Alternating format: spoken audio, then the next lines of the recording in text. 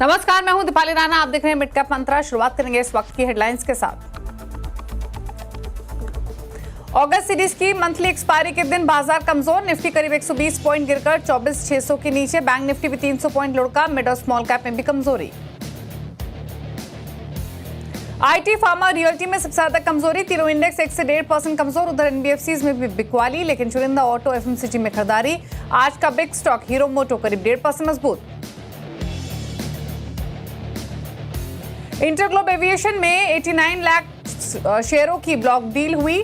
2.23% equity ने बदले हाथ। करीब 5,030 करोड़ रुपीस के लार्ज डील के बाद शेयर 4% गिरा। हालांकि कमजोर डिमांड के चलते प्रमोटर्स ने डील का साइज $80 करोड़ से घटाकर $50 करोड़ किया। 50% अमेरिकी टैरिफ के बीच टेक्सटाइल सेक्टर को सरकार की बड़ी राहत। कॉटन पर इंपोर्ट ड्यूटी छूट की मियाद 3 महीने और बढ़ाई। अब दिसंबर तक कॉटन पर इंपोर्ट ड्यूटी से मिलेगी छूट। सितंबर में खत्म हो रही थी राहत। वर्धमान टेक्सटाइल करीब 8% दौड़ा। पेंट शेयरों में एक्शन। एशियन पेंट्स निफ्टी के टॉप गेनर्स में शामिल। बर्जर पेंट्स, कंसाई, नेरोलैक शेयरों में भी अच्छी खरीदारी।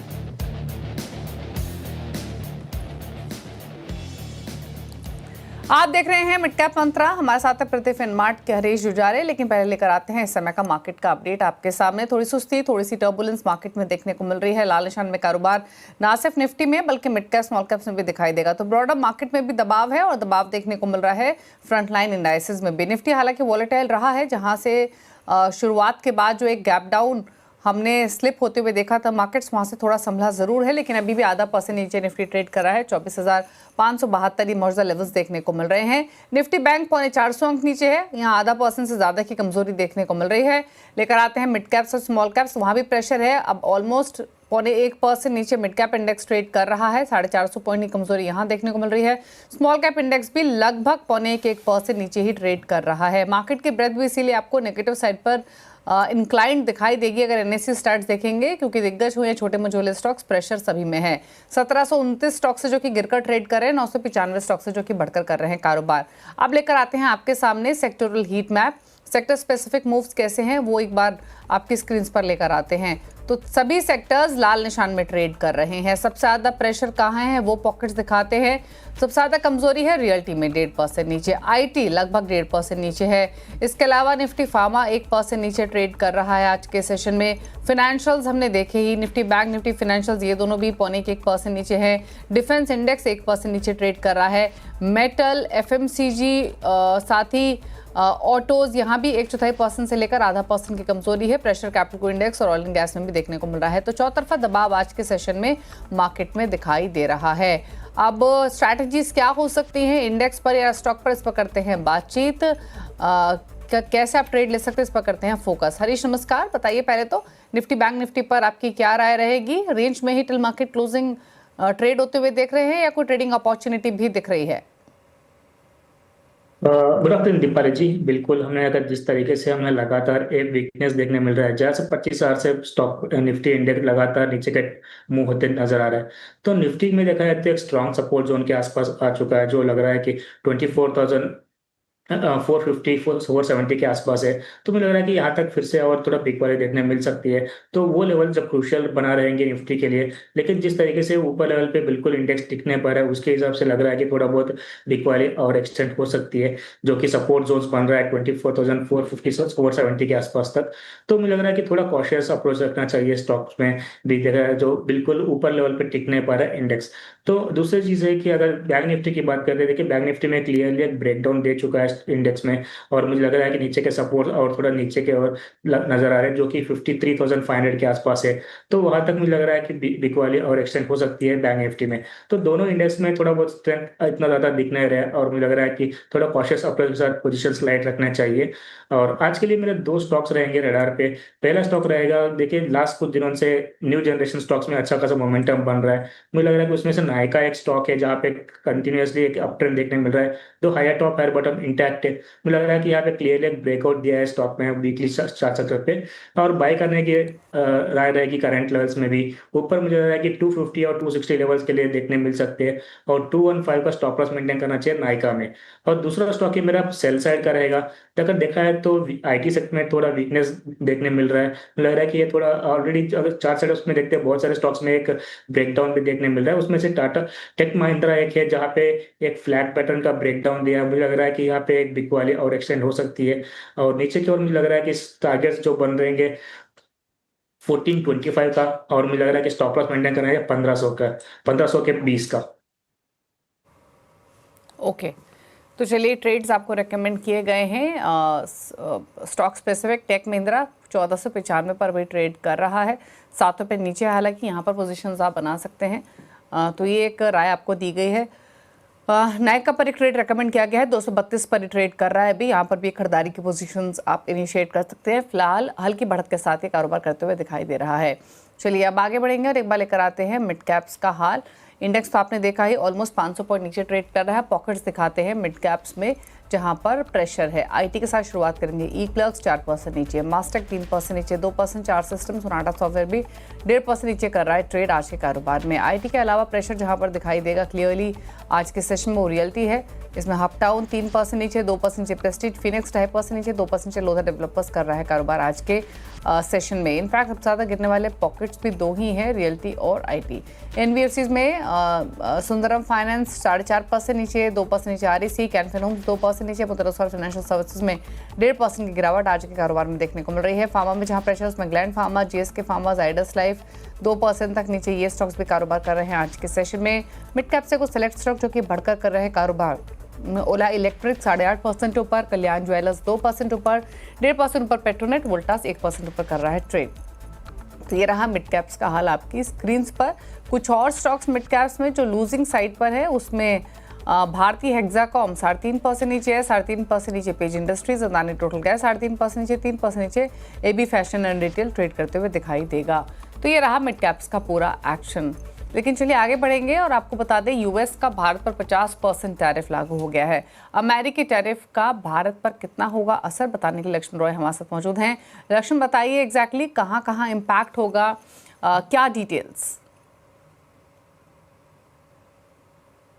हमको इसको एक तुलनात्मक रूप से देखना चाहिए। अगर सिर्फ और सिर्फ मर्केंटाइज एक्सपोर्ट की बात करें जो भारत से यूएस जाता है वो करीब 80 बिलियन डॉलर का, 86 बिलियन डॉलर का है, 86 बिलियन डॉलर का। उसमें से जो 50% टैरिफ लगने का असर जिस एक्सपोर्ट पे पड़ने वाला है वो पूरे 86 बिलियन डॉलर पर नहीं पड़ने वाला है, वो मुश्किल से 50 बिलियन डॉलर के एक्सपोर्ट पे पड़ने वाला है। उसमें भी जो हाई वैल्यूड एक्सपोर्ट है, जो जिसमें वैल्यू एडिशन होता है इंपोर्टेड माल का, उस पर असर बहुत कम पड़ने वाला है। अब दूसरी चीज, ये जो 50% टैरिफ लगा दिया गया ये नहीं कि हमेशा के लिए लग गया है, ये एक अस्थायी व्यवस्था है, टेम्पररी है।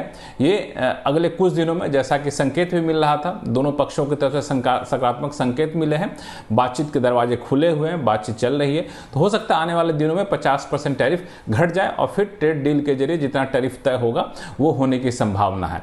और दूसरी चीज यहाँ पर एक और महत्वपूर्ण बात यह है कि भारत और यूएस के बीच में ट्रेड इस तरह से बंद रह नहीं सकता, क्योंकि दोनों एक दूसरे कॉम्प्लीमेंट्री हैं। भारत में जहाँ काफ़ी ज़्यादा लेबर इंटेंसिव सेक्टर का उत्पादन होता है, एक्सपोर्ट होता है, यहाँ पे लेबर काफ़ी ज़्यादा है, सस्ते में है, तो यूएस में हाईटेक सेगमेंट है, तो दोनों एक तरीके से कॉम्प्लीमेंट्री, इसको इस तरीके से देखा जाना ही। और लंबा रिलेशन जो रहा भारत यूएस के बीच में, इस तरीके से देखें तो ये जो फेज़ है उसको टेम्परेरी फेज कह सकते हैं। लेकिन इसके बावजूद ऐसा नहीं कि सरकार इसको हल्के में ले रही है।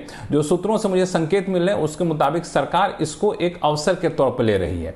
और जैसा आपको याद होगा कोविड के टाइम में लग रहा था पता नहीं क्या होने जा रहा है, तब भी सरकार ने इतने सारे पैकेज दिए जो सारे दुनिया के मुकाबले हम लोग सबसे तेजी से रिकवर करते रहे और तेजी से बढ़ती अर्थव्यवस्था रहे। तो ऐसा ही कुछ यहाँ पे होने वाली है। सरकार सबसे ज़्यादा अफेक्टेड, मोस्ट अफेक्टेड सेक्टर के लिए मदद के लिए तैयारी में है। अगले 2-3 दिनों तक लगातार अलग अलग सेक्टर के एक्सपोर्टर्स के साथ साथ बातचीत हो रही है। आज आपने देखा टेक्सटाइल सेक्टर के लिए सरकार ने कॉटन पे इंपोर्ट ड्यूटी खत्म कर दिया दिसंबर तक के लिए। तो इस तरह के कदम उठाए जा रहे हैं। दूसरा, यूएस को छोड़ के अगर देखें तो पूरा मर्केंटाइज एक्सपोर्ट जो भारत का होता है ग्लोबल ट्रेड में सिर्फ 2% होता है। तो भारत के लिए मर्केंटाइज एक्सपोर्ट की संभावनाएं पूरी दुनिया में बहुत ज़्यादा हैं, अलग अलग देशों में, सिर्फ यूएस को नहीं, बाकी देशों में। तो सरकार फोकस वहां कर रही है जहां फ्री ट्रेड एग्रीमेंट पहले से हो चुका है, वहां पे ज़्यादा से ज़्यादा इस एक्सपोर्ट को बढ़ावा दिया जाए। जहां फ्री ट्रेड एग्रीमेंट होना है वहां जल्दी से फ्री ट्रेड एग्रीमेंट कर लें ताकि वहां चले जाएं। जहां पे ड्यूटी कम है यूके जैसे देशों में, वहां पे एक्सपोर्ट को बढ़ावा दिया जाए। तो ये भी सरकार की एक रणनीति है। तो सरकार एक चौतरफा रणनीति के तहत काम कर रही है और मुझे लगता है कि जो माहौल बना हुआ असर पड़ने का, उससे काफ़ी कम असर पड़ेगा, वो भी अस्थायी तौर पर पड़ेगा। तो बहुत चिंता करने की जरूरत लग नहीं रही है। शुक्रिया आपका लक्ष्मण जी, ये डिटेल्स बताने के लिए। तो भारत पर कितना कहाँ असर होगा वो तमाम बारीकियां यहाँ पर समझाने की कोशिश की गई। ये क्या स्टेप सरकार ले सकती है, क्या ऑल्टरनेट सरकार ढूंढ सकती है, किस तरीके से राहत दी जा सकती है इंडस्ट्रीज को, वो तमाम डिटेल्स यहाँ पर आपको बताते हुए लक्ष्मण जी। कुछ और खबरों का, और दिवाली से पहले सरकार जीएसटी गिफ्ट दे सकती है, जीएसटी रिफॉर्म का ऑटो को सबसे ज़्यादा फायदा हो सकता है। जेफरीज ने भी ऑटो पर पॉजिटिव रिपोर्ट की है। क्या है रिपोर्ट, बताने के लिए आशीष चतुर्वेदी हमारे साथ मौजूद हैं। आशीष बताइए। देखिए, पॉजिटिव रिपोर्ट है और जैसे कि बताया जा रहा है कि जीएसटी कट का बड़ा बेनिफिट देखने को मिलेगा। तो इसी के चलते अगर आप देखें तो जेफरीज की रिपोर्ट में भी कहा है कि डिमांड को बड़ा बूस्ट यहां पर देखने को मिल सकता है। खासतौर पर अगर आप देखें तो पूरे ऑटो पैक में से जो तो एक छोटी गाड़ियां हैं, पैसेंजर व्हीकल्स और साथ में टू व्हीलर, इनको बड़ा बेनिफिट यहां पर देखने को मिल सकता है। और FY 26-28 यहां पर जो two wheeler PV volume growth है, इसमें 2 से लेकर 6% की बढ़ोतरी का अनुमान लगा रहे। और साथ में अगर आप देखें तो चुनिंदा ऑटो स्टॉक्स, इनको इन्होंने अपग्रेड भी किया है और ये बता रहे कि यहाँ पर 2 से लेकर 8% के EPS जो एस्टिमेट्स है, इसमें भी रिवीजन अपवर्ड साइड पर आपको देखने को मिल सकता है। अभी बता रहे TVS मोटर्स है, हीरो मोटोकॉर्प है, मारुति, हुंडई, यहाँ पर अपग्रेड्स देखने को मिलेंगे क्योंकि again two wheelers and PV ये स्पेस अगर आप देखें तो जीएसटी कट का बड़ा बेनिफिट यहां पर देखने को मिलेगा। FY 25-28 में TVS M&M में सबसे ज्यादा EPS CAGR देखने को मिल सकता है, यानी अर्निंग्स के लिहाज से आप आउट परफॉर्मेंस उम्मीद करके चल सकते हैं इन कंपनीज में से। इसके अलावा TVS मोटर्स यहाँ पर 27%, M&M में करीब 19%, EPS की ग्रोथ आगे जाके आपको देखने को मिल सकती है। ऑटो में अगर आप देखें तो TVS मोटर्स है, M&M है और मारुति, ये स्टॉक्स इन्हें काफ़ी ज़्यादा पसंद आ रहे हैं। और हालांकि अगर आप देखें तो टू व्हीलर स्पेस में से हीरो मोटोकॉर्प, ये भी स्टॉक इन्हें काफ़ी ज़्यादा पसंद है, जहां पर रेटिंग को भी अपग्रेड किया और टारगेट प्राइस में भी बढ़ोतरी की, 5,200 रुपये का भी टारगेट दे रहे हैं। लेकिन ये बता रहे कि हुंडई और टाटा मोटर्स यहाँ पर शायद थोड़ी सी अंडर परफॉर्मेंस देखने को मिल सकता है, इसी के चलते अंडर परफॉर्म रेटिंग को बरकरार रखा है। लेकिन जीएसटी कट की खबरों के बाद ये पूरा सेक्टर और पूरा स्पेस अगर आप देखें तो लगातार सुर्खियों में बना हुआ है। बिल्कुल, शुक्रिया आपका आशीष ये डिटेल्स बताने के लिए। तो ऑटो स्पेस तो लगातार फोकस में है ही, लेकिन एक इंटरेस्टिंग स्टॉक जो रहा है रिसेंटली वो रहा है मारुति सुजुकी का, जो कि मार्केट के मूड के अलग अपनी ही धुन पर सवार है। और सिमिलरली टू व्हीलर स्पेस में हीरो मोटोकॉर्प, इन दोनों स्टॉक्स पर इनफैक्ट एक राय ले लेते हैं। हरीश, देखिए इन दोनों शेयर्स को, मारुति डेज हाई पर कमेंडेबल मूव लेकर प्रीवियस सेशन में बंद हुआ था, हीरो मोटोकॉर्प अगेन 1.25% ऊपर है। इन दोनों पर राय क्या है, जिनके पास पोजीशंस हो, अगले टारगेट्स आप क्या देख रहे हैं, क्या व्यू है? बिल्कुल दीपाली जी, हमें बिल्कुल एक शानदार रैली देखने मिल रहा है ऑटो सेगमेंट में। अगर देखा जाए तो हीरो मोटोकॉर्प हो, मारुति हो, टीवीएस मोटर्स हो या आयशर मोटर्स हो, तो सब जगह से मुझे लग रहा है कि तेजी देखने मिल रहा है। अगर हीरो मोटर की बात करते हैं स्पेसिफिकली, तो देखिए जिस तरीके से एक रनअप रैली देखने मिल रहा है नीचे लेवल से, मुझे लग रहा है कि यहाँ पे और थोड़ा स्ट्रेंथ दिखाई दे रहा है। जहां तक मुझे लग रहा है कि 5,500 का लेवल्स भी देखने मिल सकते हैं एक मीडियम टर्म आउटलुक के हिसाब से। तो मुझे लग रहा है कि जिसके पास ऑलरेडी बाइंग है तो बिल्कुल बने रहना चाहिए। ऊपर मुझे लग रहा है कि 5,500 का लेवल देखने मिल सकता है। क्लियरली एक इनवर्ड हेड एंड शोल्डर का पैटर्न ब्रेकआउट दिया था स्टॉक प्राइस ने, तो उसके चलते बने रहना चाहिए। अगर किसी को करंट लेवल्स पे अगर बाइंग करना है फ्रेश लेवल से, बिल्कुल यहाँ पे बाइंग कर सकते हैं। छोटा सा स्टॉप लॉस मेंटेन करना चाहिए 4,980 का, और मुझे लग रहा है कि एक बाइंग अपॉर्चुनिटी यहाँ पे भी बन सकती है, जो कि ऊपर 5,400 और 5,500 का लेवल्स के लिए मुझे लग रहा है कि शॉर्ट टू मीडियम टर्म में हीरो मोटर्स में बाइंग की बन सकती है। अगर मारुति की बात करते हैं, देखिए मारुति में बिल्कुल हमने एक उसमें भी देखा ब्रेकआउट दिया था, देखने मिला था पिछले हफ्ते में। मुझे लग रहा है कि मारुति थोड़ा बहुत ऑलरेडी रनअप हो चुका है। मुझे लग रहा है कि बाइंग है किसी के पास तो होल्ड रखना चाहिए। ऊपर के लेवल्स ऑलमोस्ट 15,000 और 15,200 का लेवल देखने मिल रहा है एक पैटर्न के हिसाब से। मुझे लग रहा है कि फ्रेश बाइंग थोड़ा अवॉइड करूंगा करंट लेवल्स पे। थोड़ा करेक्शन अगर मिल गया एटलीस्ट 14,000 के आसपास, तो मुझे लग रहा है कि वहां पे एक बाइंग अपॉर्चुनिटी, फ्रेश बाइंग के लिए अपॉर्चुनिटी बन सकती है मारुति में भी। ओके, चलिए, तो ये रही मारुति पर 14,762 पर ट्रेड करते हैं। रुक रहे एक ब्रेक। और मार्केट का एक्शन देखें तो इस समय सिमिलर प्राइस मोमेंटम देखने को मिल रहा है जैसे शो की शुरुआत में देखने को मिला था। थोड़ी सुस्ती, थोड़ा सा ठंडा बाजार आज के सेशन में। मिड कैप स्मॉल कैप्स में थोड़ा सा प्रेशर। 24,556 पर फिलहाल निफ्टी ट्रेड करता हुआ दिखाई दे रहा है। 155 अंक नीचे है आज के सेशन में। सिमिलरली आज के सेशन में अगर आप मिड कैप स्मॉल कैप्स को देखेंगे तो वहाँ भी दबाव देखने को मिल रहा है। ऑलमोस्ट 1% नीचे इंडाइसिस कर रहे हैं ट्रेड। अच्छा, इंडिगो आज खबरों में रहा है ब्लॉक डील की वजह से। एक बार एक टेक चेक ले लेते हैं स्टॉक पर। 5757 मौजूदा लेवल है स्टॉक का, 5% नीचे कर रहा है ट्रेड। एक बार देखिए इंडिगो को और बताइए क्या राय है आपकी। दीपाली जी, बिल्कुल आज इंडिगो में एक सेल ऑफ देखने मिल रहा था। देखिए लास्ट कुछ दिनों से लगातार रैली देखने मिल रहा था, वहां से प्रॉफिट बुकिंग देखने मिल रहा है इंडिगो में। मुझे लग रहा है कि फिलहाल सपोर्ट के आसपास है इंडिगो। 5600 के 650 के अराउंड सपोर्ट जोन से मुझे लग रहा है कि जिसके पास ऑलरेडी बाइंग है तो होल्ड रखना चाहिए कुछ टाइम पीरियड के लिए, क्योंकि जो सपोर्ट से मुझे लग रहा है कि बार बार या इसी लेवल से घूमने देखने मिल रहा था इंडिगो में स्टॉक प्राइस में। तो मुझे लग रहा है कि सपोर्ट जोन जो भी है 5600 क्रूशियल बना रहेगा। उसके नीचे फिसलता है तब भी जाके मुझे लग रहा है कि एक वीकनेस देखने मिल सकता है। नहीं तो मुझे लग रहा है ओवरऑल सेटअप अभी भी तेजी का ही है और बने रहना चाहिए कुछ टाइम पीरियड के लिए किसी के पास बाइंग है तो। ओके, तो होल्ड करने की सलाह है, बने रहें अगर आपने खरीदारी की पोजीशंस इनिशिएट की हुई हैं। इस बीच मिड कैप्स में थोड़ा सा प्रेशर और एक्सटेंड होते हुए 0.85% नीचे इस समय मिड कैप इंडेक्स ट्रेड कर रहा है। तो यहाँ पर दबाव सस्टेन होते हुए कुछ और पॉकेट्स लेकर आते हैं आपके सामने। हालांकि आज के सेशन में सेलेक्ट फार्मा में 1-2 स्टॉक्स हैं, सेलेक्ट स्टॉक्स हैं जहाँ पर खरीदारी देखने को मिल रही है। लेकिन अगर आप देखेंगे उन तमाम स्टॉक्स को जहाँ पर पोजिशंस बिकवाली की साइड बनते हुए दिखाई दी हैं मिड कैप्स में, लार्ज कैप्स में, तो वो डेटा काफ़ी ज़्यादा है। एक एक करके कुछ स्टॉक्स लेकर आते हैं। पहले हम फार्मा की बात कर रहे थे, एक बार एस्ट्राजेनेका फार्मा का स्टॉक लेकर आते हैं। एस्ट्राजेनेका फार्मा के शेयर में एक अच्छा मोमेंटम देखने को मिल रहा है आज के सेशन में। एक स्टॉक लेकर आते हैं ब्लू स्टार का। इनफैक्ट जो कंज्यूमर ड्यूरेबल स्टॉक्स हैं वोल्टास, ब्लू स्टार, यहाँ पर थोड़ा बाइंग इंटरेस्ट आज के सेशन में देखने को मिला ही है। वोल्टास, ब्लू स्टार तो इनफैक्ट अब डे हाई पर आ चुका है, 2% की स्ट्रेंथ दिखा रहा है। वोल्टास में भी ऑलमोस्ट 1% की बढ़त है। वोल्टास और ब्लू स्टार को देखिए। हरीश, बताइए क्या राय रहेगी आपकी।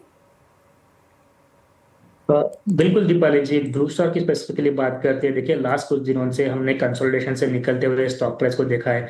सारे मेजर जो भी मोमेंटम इंडिकेटर्स है उसके ऊपर सस्टेन कर पा रहे हैं। मुझे लग रहा है कि ब्लू स्टार में अभी भी मोमेंटम देखने मिल सकता है और ऊपर की ओर मुझे लग रहा है कि 2100 के लिए तो ऊपर की ओर चांसेस है ऊपर में शॉर्ट टू मीडियम टर्म के लिए। तो मुझे लग रहा है कि बाइंग कर इस करंट लेवल से भी एडवाइजेबल रहेगा बाइंग करने का।